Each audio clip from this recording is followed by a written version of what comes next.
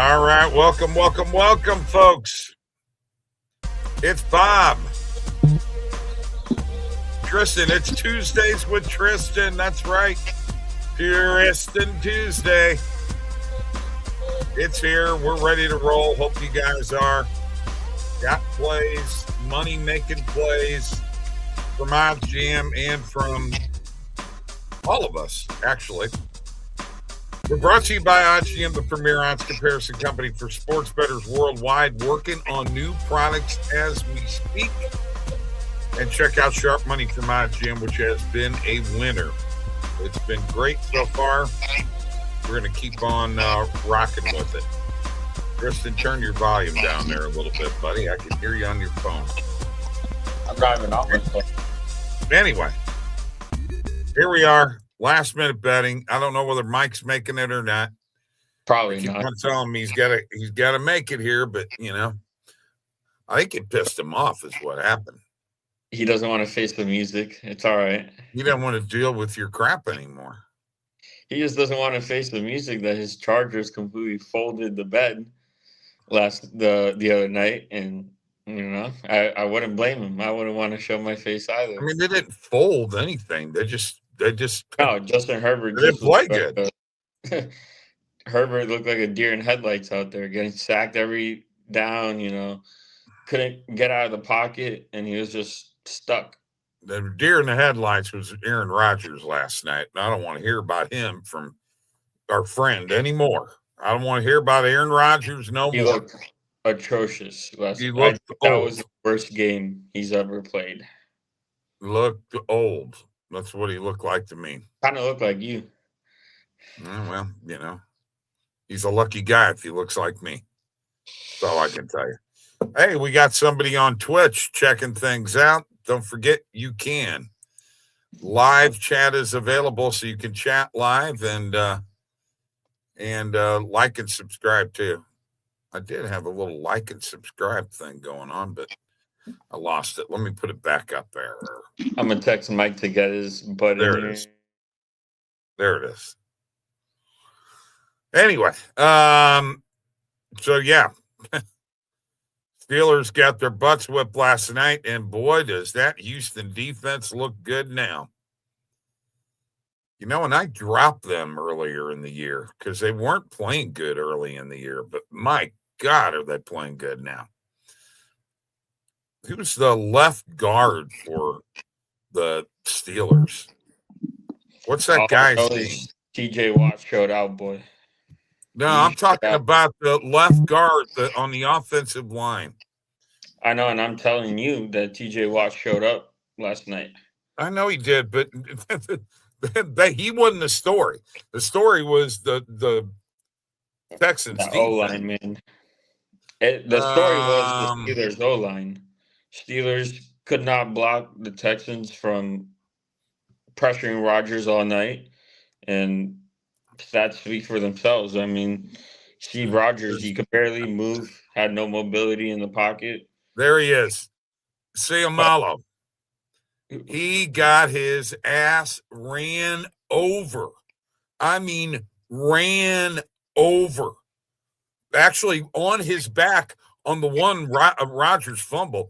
I mean, Rodgers had no time at all. He had two guys on him before you knew it. And, I mean, he on his back, dude. The dude wound up on his back. The Texans defense was outstanding. Brandon is here. What's up, Brandon? Thanks for joining us. It was either that or the Steelers O-line just looked fucking horrible. That was the worst performance I've ever seen. I was watching the game and I'm just thinking to myself, Rodgers couldn't even breathe in that pocket. He was getting pressured left, right, center. Like there was nowhere he could run, nowhere he could throw. And it's not like the Steelers didn't have opportunities to score because they had a couple forced fumbles and they could have scored when it mattered, but the pressure was too much for Rodgers. Well, in defense of Seumalo, he has been dealing with injuries. Okay. And that's part of it. It's just, let's face it, man, the Houston defensive line, those guys are studs. Yeah. They're on you before you know it. I just think Steelers have a terrible O-line, and they need to just dismantle that whole team. No offense, Kia. I'm sorry. You don't think they need a wide receiver more than an O-line? I think they need an O-line more than a wide receiver. That's what your boy Credible thinks. A wide receiver is the most important position next to quarterback. So I think O-line should be the next key focus for the Steelers, especially letting Tomlin go. I think they need. Tomlin. They didn't let him go. He resigned. No, he let himself go. Sorry. Right. So he resigned, and that's the big news of the day. A couple of big stories in the world of sports. Mike Tomlin has, he resigned as the Steelers coach. Still getting paid for a couple of years, but they'll get compensation no matter what team he goes to. This is the dream scenario, in my opinion. Okay?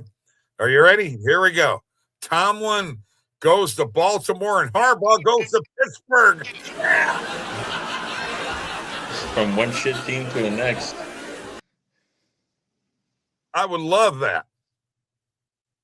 I think one of those coaches should just go to the Dolphins or shit, even the Saints for all I care. I just don't think Harbaugh and Tomlin should go to those kind of teams. Neither one of those guys wants to go to the Saints.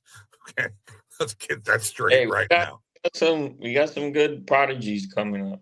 So prodigies? Do you know what a prodigy is? Prodigy is someone they don't have a prodigy. A prodigy is someone who does things better than anybody. You don't have one of them. There we go. Where's Mike? Mike he can't face the music. Who was that, Brandon? Yeah, it was Brandon. Brandon, Mike's too scared to face the music that his Chargers are so shitty. So, I'm calling him right now, Brandon.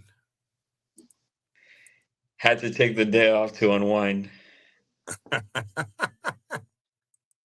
Something like that. Hey, Brandon and Tristan want to know where you're at, buddy. Tell Mike I'm talking shit about him. He's trying, he said. He said, get your ass in here. And the other big news of the day in the world of sports, Nolan Arenado being traded by the Cardinals to the Arizona Diamondbacks. Horrible. Is that a move, at least defensively? It's going to make that infield really strong. Is that a move that can propel them past the Dodgers and beat up on those Dodgers? Knock them on their ass. You're delusional. Oh, I know. I know. I got you. What do you mean I'm delusional? I'm just asking, okay? Okay, but Nolan Arenado hasn't had a good offensive production in years.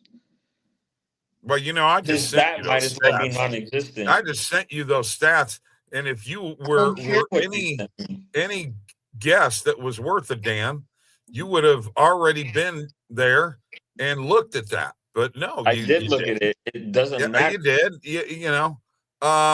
Let's see. 272 and 71 RBIs. There, 93 RBIs, 103, 105. So with the Cardinals, 105 RBIs, 103 RBIs, 93 RBIs, 71 RBIs. Then the last year, the bad one. Okay. Only 52 I don't care RBIs. about any of that. What's his OPS? I don't know. I didn't look at that. Well, there you go. I didn't break that down. And you know what? That's what matters most in baseball. OPS is a combination of on-base percentage and slugging. I personally like on-base percentage on its own, and I like RBIs. You know what? I don't give a shit about OPS. I think that OPS crap is overrated. I think you're wrong because I know you do. What good is the player if he doesn't get on base? And on base percentage is separate. On base. You can have a high OPS and not drive in a lot of runs. I'd rather a player do that than drive in a lot of runs. I got a question here. Bob. Dunkachino, what's up? What are your thoughts on betting alt run lines for baseball? I find it's quite profitable to bet the underdog to win by 2+ runs, one-eye betting on underdogs. Absolutely, that will happen. Baseball season, you can find a lot of underdogs, and you use that run line, and you can do the same thing in hockey too. Okay, you're just you got to remember there are no spreads in those sports, just a run line and a puck line. So yeah, I do kind of like that Dunkachino. Is he saying run lines or run totals, like the total? No, he's talking about alternate run lines. I've looked at it, but the ones I've looked at, there's literally like no point in taking them because they're so used. Betting alternate run lines for baseball, not total run lines. But so, yeah, from my experience, every time I see an alternate run line, it's minus 260, minus 300. So there's not really any point of. Not necessarily. You can find +1, and just like you can in hockey. You can find some minus 150s and minus 140s. I agree with you there. Like they said, 1/3 of the games are one-run games, but usually those are the favorite, only winning by 1 run. The dog. Okay, that's an interesting philosophy. Oh, you're talking about the underdog at minus 1.5. Oh, okay. That is a little. Woo. I mean, got to pick and choose your spots. Yeah. That the pitching matchups, all that has a lot to do with it. Yeah, I get what you're saying there. And no, I don't do that in hockey. It's hard enough to get puck lines, with the favorite to win. Much less get a minus 1.5 on a dog. So, yeah. That's a no-go for me. Better team gets blown up, and suddenly the fave is down 5 runs. It happens, dude. It's sports for you. I mean, look at the Packers. They just blew a 27-3 lead, and it was 21-3, and then it was 27-16, something like that. But what's funny about that game, the better team won. The Bears were better than the Packers all year long. They're the second best team in the NFC. They got the Cronkies coming, and they're going to put a beat down on the Cronkies this weekend. I doubt it. And then NFC Championship game, Niners-Bears. I don't think the Bears make it past the Cronkies, to be honest. Okay, well, we'll see. That's just my opinion. Freedom of speech. I can say what I want to say. So. Wow. You're pulling the free. There's no freedom of speech on this show. Well, there is in mine. This is my show. I call the rules. Baseball is a bit different than hockey. Well, that's true. Absolutely, you got a very good point there. That's a very good. You gotta be careful with those because any given. I mean, I see where he's coming from. Yeah, any given night, underdog could whoop up on the favorite, and then you're up 3 runs, 4 runs, and you're covering the spread. But that's not. I wouldn't go too heavy on that. I would go every once in a while throw a dog in there, throw plus odds, but with the run line. But all right, let me go to Sharp Money and look for a couple plays here. That Delaware play hit. Huh? The Delaware play I showed you guys yesterday. And so did the Utah play hit too. That was huge. Utah again. I mean, it's crazy. Here we got 13,686. The circle limit is 14,500. It's looking like the play is on. Seton Hall tonight. Let's take a look at what the spread is. We'll sprinkle on the money line there. And let's take a look at what the spread is in this game. Don't worry, I'm just drinking water. Oh, you're good. +6.5. Can we get a +7? Yes. Circa's got it at +7. So, yeah, definitely. That is one play that we are hitting right now. Let me go and do my negative cross market here. Here's another one of those plays. Okay, I've got to at least take a look at it, because if I don't, I'm going to kick myself in the ass for not doing it. All right, sprinkle money line, and let's go to the NBA and check out what the spread is like. I mean, here's the thing I got to say about this. I am making money off of the Utah Jazz. Are you kidding me? Because I'm following the Sharps. So this game is plus 11 on Profit X. I say we got to take it. Now, we had about 5 of these plays the other day. Same kind of situation in the NBA. Went 3 and 2 out of the 5 plays. Now this Texas A&M and Tennessee, man, Tennessee at home, it's college basketball. This is one of them that I would stay away from just because it's college basketball. Yeah, and Tennessee is usually a pretty good team. I've already hit the Heat tonight. I hit that earlier. So I do like that play. I do like the Heat tonight. Not convinced on Texas A&M. I don't think the Sharps are as sharp on college basketball as they are on other sports. Here's a play for Villanova. I will look at this one, though, real quick. Where's Mike? I don't know. It's not my day to watch him. He's just being a little chicken shit. He doesn't want to come on when I'm on now. Actually, you know what? That's going to probably be more than a sprinkle, because I believe Providence is the favorite. I don't know. I stopped doing college basketball for my own mental sanity. But you just did college basketball. But I'm going to take a step back because...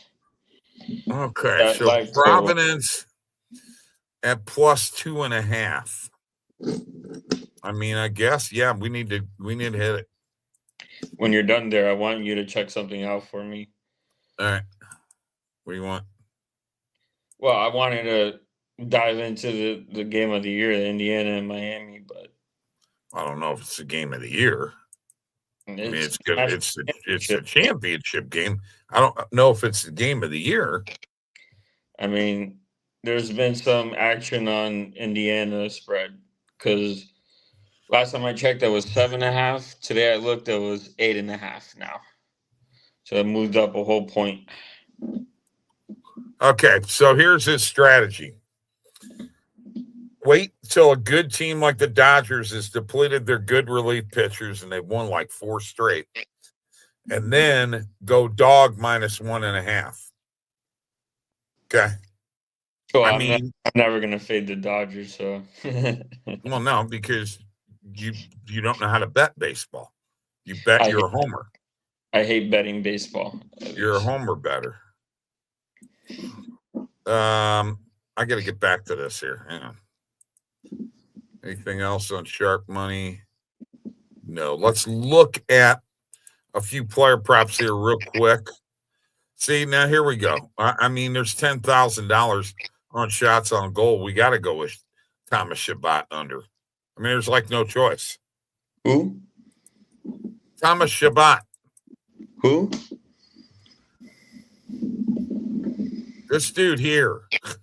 Okay. No clue. Here's a Boone Jenner over 2.5 shots on goal. We got to go with that one too. No, I knew you'd throw them all in the parlay. No, Coronado over 2.5 shots on goal. Another play that we need to go with.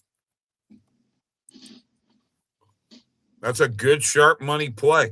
And man, when you're getting 6,000 or more liquidity on player props, you got to take a look at them. Now, Giannis under 0.5 blocks. You like that or not? Nah. No? Okay. Buzelis, under 1.5 blocks. I have no clue who the hell that is. Okay. Then you won't like that one. What about Chet Holmgren, under 1.5 blocks?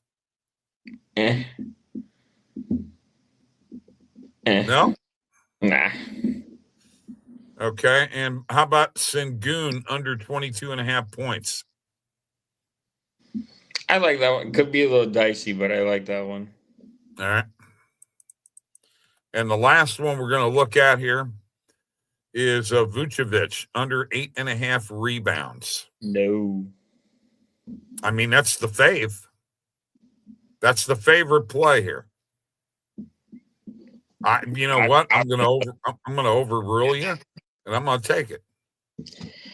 Go ahead, but when he has 9 rebounds by halftime, he could have 9 rebounds by halftime. I'm telling you, man, that guy's a giant. All right, now I got to check out his stats. Vucevic rebounds this season. 9.3. That's what he averages. He's not going to have 9 by halftime. Now, come on. I don't know, man. If I take it, he will. No, he's not going to have 9 by halftime. Remember that Banchero play I told you about, the under 7.5? Mm-hmm. He had like 6 by halftime. I mean, that does happen occasionally, but he ain't going to have 9 by halftime. Banchero. I'm not talking about Vucevic. I'm talking about I don't know who you're talking about. I'm just saying. This guy's not going to have 9 by halftime.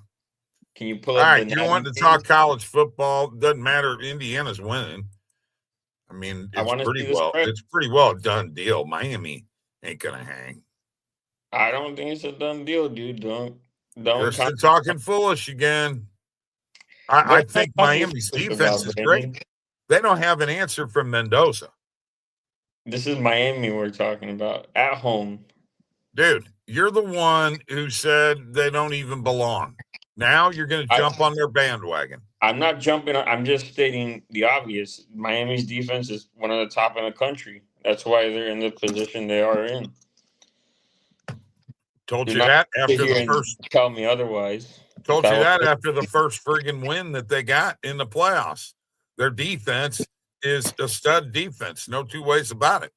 But they haven't gone against a quarterback like Mendoza. So, hey, hold on here. You're rolling your eyes, and you're the guy who was all over him. The greatest thing that ever lived early in the football season and down the stretch. And you were, Indiana. Now you're going to switch to Miami. I'm not saying anything. My stance still stands, but I'm saying it's not going to be as far-fetched as they think it is. I think that spread is Indiana's winning the championship. Miami ain't winning. That's what I'm saying. You're not listening to me if you let me finish. You're saying it's going to be a closer game. Yes, that spread is an overreaction. I don't really give a shit.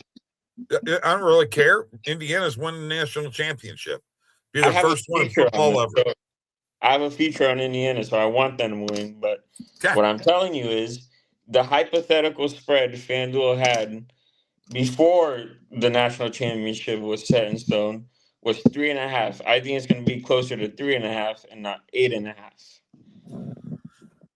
I think that's an overreaction by the books because they saw Indiana beat the living shit out of Oregon in the playoffs. So I think that's why the spread is where it's at. It jumped up a whole point. I don't know if you even been watching the spread. Yes, I know. I've been watching the screen a lot. Yes. Well, then you would know that it jumped from 7.5 to 8.5. To 8.5. Yes. So, I think personally, you should hit Miami plus 8.5. Well, and here's probably why it jumped up. Something's happened. There may be an injury of some sort on Miami. It could be on their defense. We don't know. We don't know what that is, but something tells me that the books raised that a whole point for a reason. They're not wrong very often. By the way, they hit wrong. They're wrong about the Packers. Sharps were on the under last night, baby. They're wrong about the Packers. They had the Packers winning, and they had -1.5. So no, because they also had some sharps had Chicago winning. That game was a toss-up. Sorry, bro. There were Green Bay plays on that board and Chicago plays on that board, which tells you that game is a toss-up. And I stayed completely away from it. I wasn't touching it. Now, which I should have done. Yeah, I wasn't betting that game. Wasn't betting that. I didn't bet. As a matter of fact, what did I bet? Touchdown, probably. And the Sharps were wrong on the Steelers. They were on the Steelers +3 last night. That they were completely wrong there. So that is going to happen occasionally. I'm just going to tell you, in the NBA, I mean, let me show you a couple of things here real quick,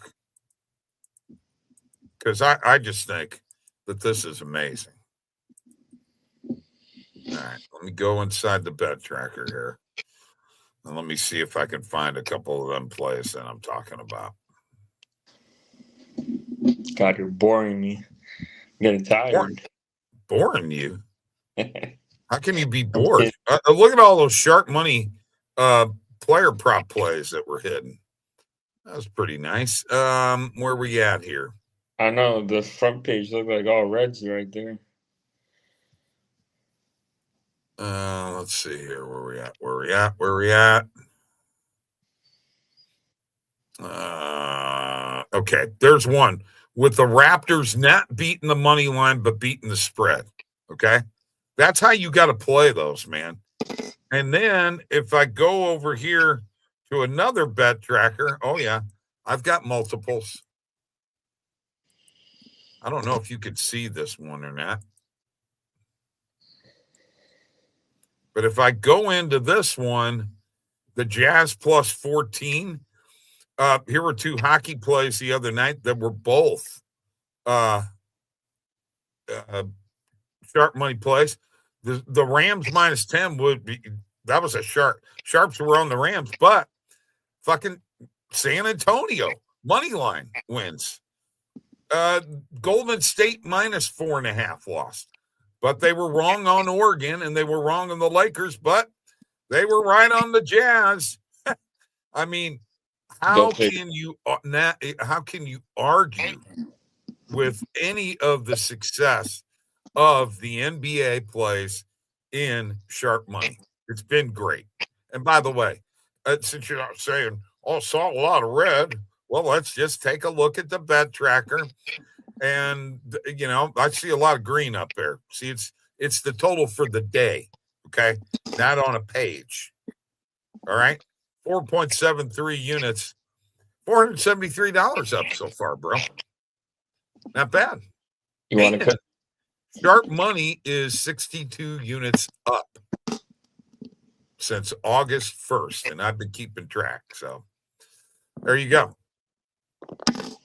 The man, the plan, got it all together. Sorry you're bored, but, trying to educate a few people too. Trying to educate people too. Maybe I can teach you something one of these days. Yeah. Now, let me tell you a place that my model was wrong last night, because the model had a bad night. Model was 1-5 last night after a 4-2 the night before. We're still up about 35 units, but let me tell you where they were wrong. The model, because Florida has not been a good road team, had friggin' Buffalo last night, and they were totally wrong. That's funny. That happens. Florida. Model plays tonight are Edmonton money line, St. Louis and Carolina under 6.5, and the Islanders. And who in the heck are the Islanders playing? How come I can't remember that? Islanders are playing Winnipeg. Islanders and Winnipeg under 5.5. Neither team scores much, so I think the unders on both of those games are pretty good plays. We'll see. I will tell you this, man. First period totals, those are tough. Those are really tough. You can't say, well, I'm going with the under for the total and that the first period is going to hit the under, because you know what? There's a lot of times that doesn't happen. The under still hits in the total. The under hits in the game, but the first period may go over. So my strategy for that one is I try to, whenever I'm betting the first period totals, I look at the game total, and if it's 5.5 or below, I'll usually hit the under in the first period total. But if it's 6.5, that's where you stay away from the first period. I mean, I've seen it all kinds of ways because I'm doing first period total plays every day. So, I mean, I've been tracking this. How long have I been tracking that? I got to take a look here real quick. First period total since December 17th. And I'm 36-35. Tonight, Carolina and St. Louis under 1.5. Islanders and Winnipeg under 1.5. And Edmonton and Nashville over 1.5. That is my first period totals for today. And by the way, we are live on YouTube. We're live on Twitch. And we are live on X. Follow us any place that you can. Any of those three places would be fantastic. Like this show. We need as many likes as we can get. And subscribe to the YouTube channel. We'd appreciate it. Let's go ahead and put a little parlay together here real quick, and we'll get the heck out of here. We'll go. We're just going to do a two-legger. Do it. You can pick any sport you want. Seeing as Mike never showed. Yeah. I'm going to give him an earful for that. Do it. Hey, Mike, your Chargers are frauds. Just saying. Justin Herbert is not elite. Who you want to take tonight? Well, I'm already on this play, but give me the Bucks on the money line. Okay. Bucks on the money line. All right. We'll hit that. And I'm going to go to hockey, and I'm going to go the safe route too. I am going to take the Oilers on a back-to-back, but I'm going to take them on the money line. Oof. Good value there. What are you going oof for? You said back-to-back. That's usually not too good. That don't mean crap when you got a good team playing a crap team. I mean, come on. They can't win back-to-back games in back-to-back nights. Not often. You know what? We may have to ask AI about that. Let's just do that. Why don't you go ask Grok on Twitter? In the NHL.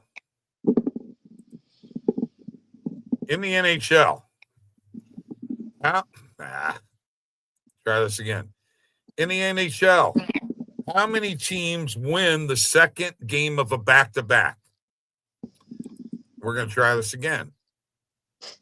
In the NHL, how many teams win on back-to-back games?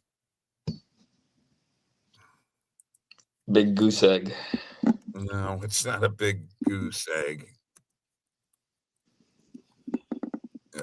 Games in a season. All right, let's just check it out here real quick. See if there's an average. 0.004.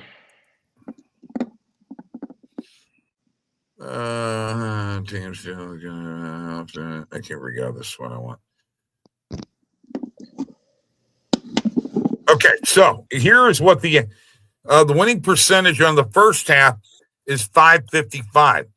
The winning percentage on the second game is .507. So it's above 500. But you ready for this? 25% of the teams have won both games of the back-to-back, and 30% have lost both. That's interesting. There's been more teams lose back-to-backs than win back-to-backs, which makes sense. But there you go. Over 500. Doesn't matter. It's a flip of the coin, man. And Edmonton's going to whip up on Nashville tonight. And you better hope the Bucks win, or I'm gonna come over there and, well, you know what's gonna happen. Nothing, because you're too old to take me. Yeah, whatever. All right, folks, that's all we got tonight. We're gonna get the hell out of here. Mike couldn't make it because he was too salty. What are you gonna do? What are you gonna do? And in words of Tony Soprano, what are you gonna do? What are you gonna do? You know what I'm saying?